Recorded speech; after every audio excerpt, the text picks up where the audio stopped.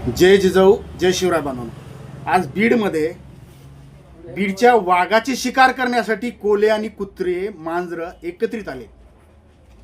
जर कोल्ह्या कुत्र्यांनी जर वाघाची शिकार होत असेल तर वाघाचं काय अस्तित्व आहे? अरे कोल्हे कुत्रे म्हणजे हे तांदूळ चोर आणि शेतकऱ्याचा विमा चोरणारे. तुम्ही वाघाची शिकार करायला आलात. अरे तुम्ही नेक आणि इमानदार असतात तर तुम्ही वाघाची शिकार करू शकता. याच वाघाच्या पाठीमागे हा मराठा समाज पूर्ण ताकदीनिशी उभा आहे. तुम्हाला जर ह्या वाघाला जर नडायचं असेल तर ह्या मराठ्याला नडावं लागेल.